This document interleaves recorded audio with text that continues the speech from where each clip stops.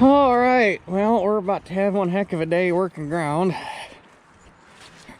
With any luck at all, by the end of the day, I'll be done with the white and the finisher, because I've only, what the hell is that? Oh, nothing. I got 6 fields going into beans, and I can only get the finisher into 4 of them. The other 2 got to do with the 55 and the small field cultivators, so. Getting started early enough, I should be able to get the ground done that I need to run the white and the finisher over. And hopefully, well, it depends. I'm gonna quit with enough time to go down and run the mulcher over the muck, but I think I got enough time.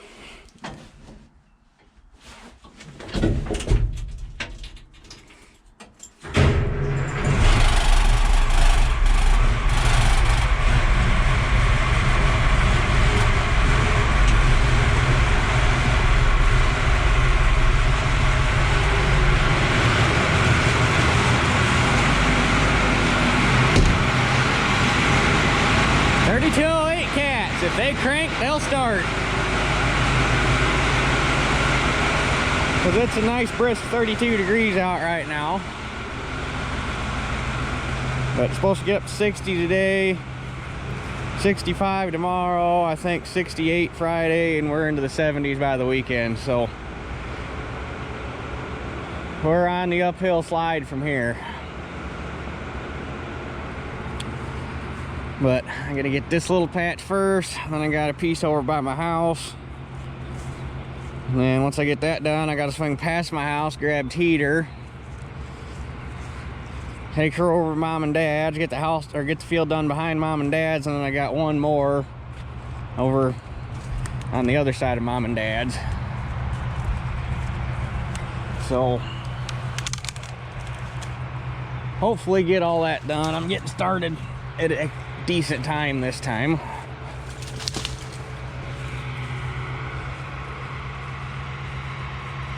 But anyway,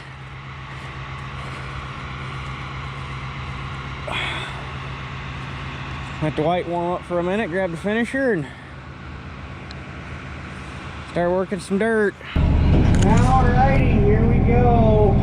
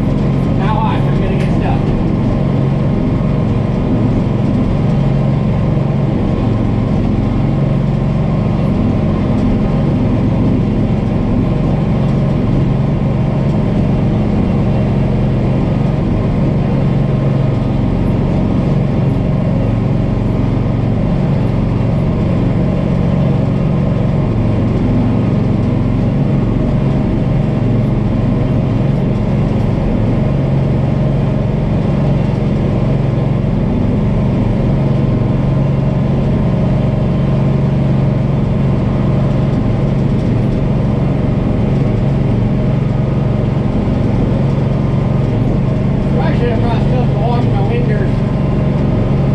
They're a little more scuzzy than I remember them being.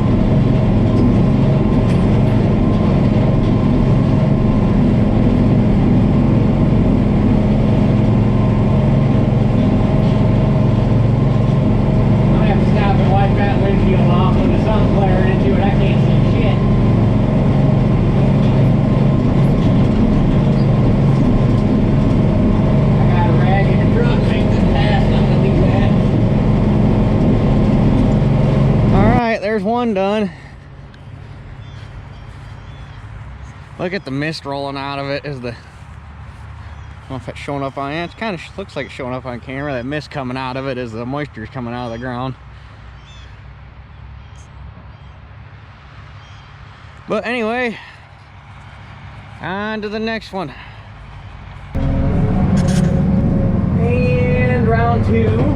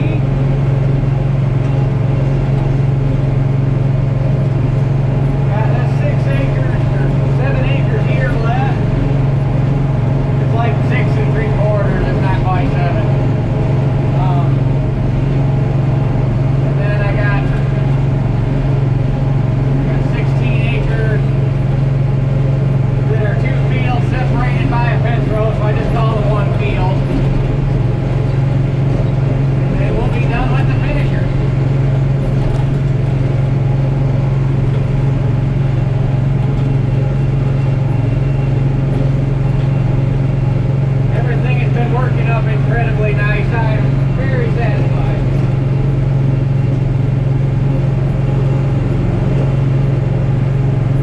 It's about time we're due for a decent spring. It'd be nice to have a little bit more moisture, but well, I guess I shouldn't say that. It'd be nice to have a little bit more rain, but if you look at the soil moisture, we're not really hurting yet, so I just hope we're not having a dry spring setting us up for a drought summer. That would be no bueno.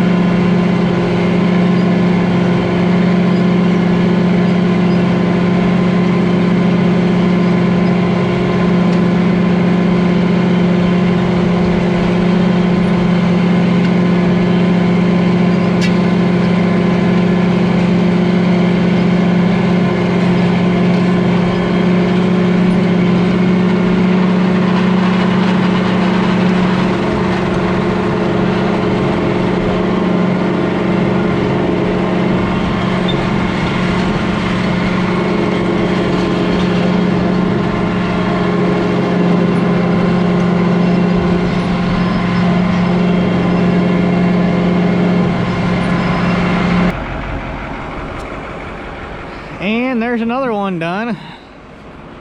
I'm making really good damn time today. I'm still getting used to how fast I can cover ground with this outfit. I cannot even describe how much faster this is than the way I used to do it. I've already run over 11, 10, 13, 20 acres.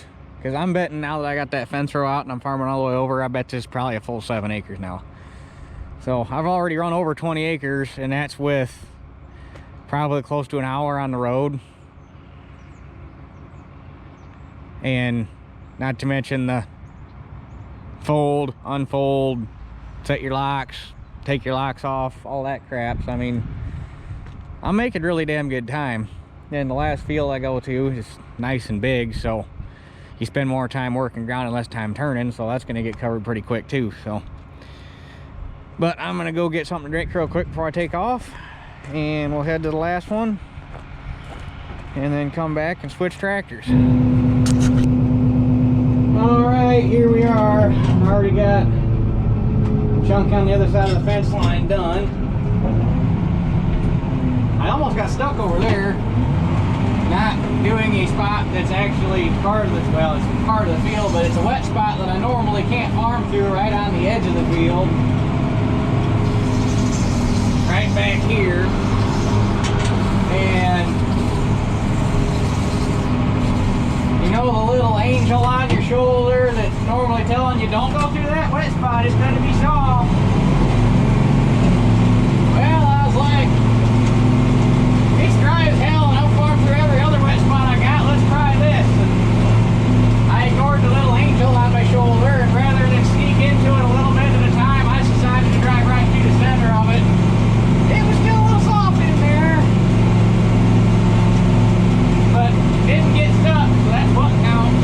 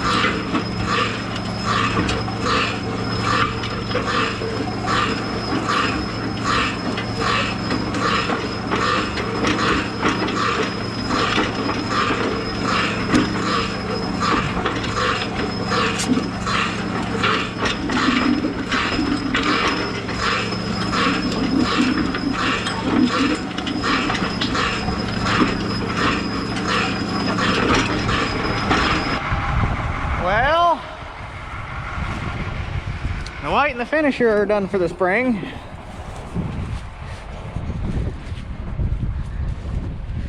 All I got left to fit is the 2 fields. Well, I got 1 8-acre field, but I can't get this train through the gate, so I got to use the little field cultivator.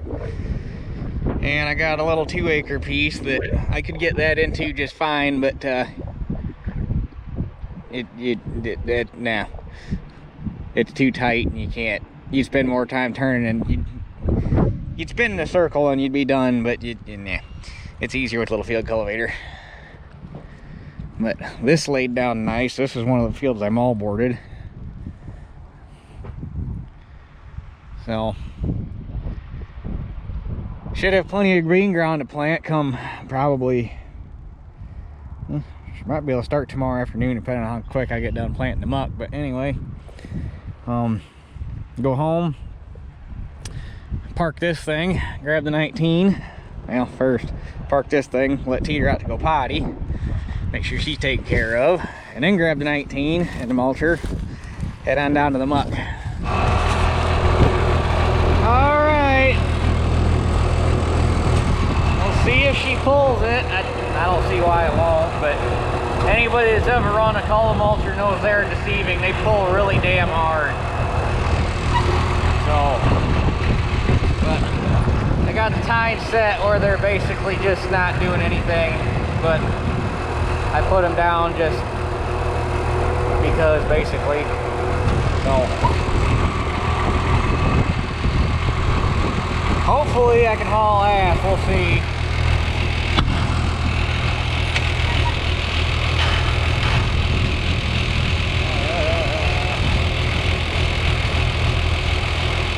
Don't know what gear to fit.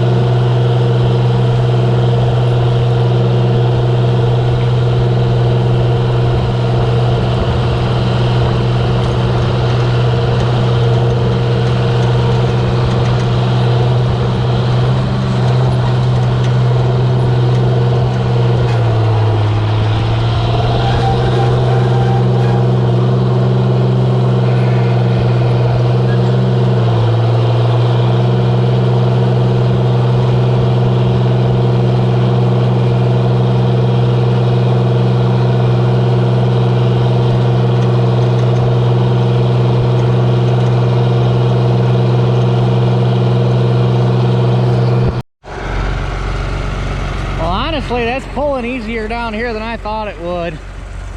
I figured it would sink right in and be a boat anchor, but it's actually working pretty slick. It's bunching a little bit in front of the push bar there in front because the disc, you can't really see it when you look across the field, but the back gang leaves a little bit of a hump right in the center, like most discs do, and that's what's bunching in front, is it's pushing that hump down. So it's working out pretty good, but it's not plugging, it's feeding through, it's just bunching up a little bit, and it works the pile through, and wham bam thank you Sam. It's not like it's leaving any plug piles or anything, but it's like that's worked, and that's not worked.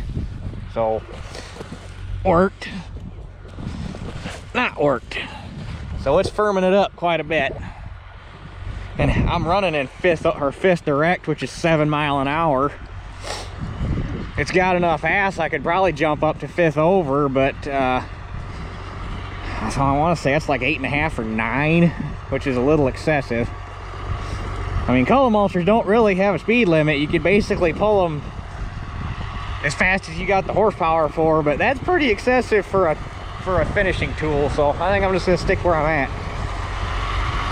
7 mile an hour, 15 foot. We're gonna get down here lickety split.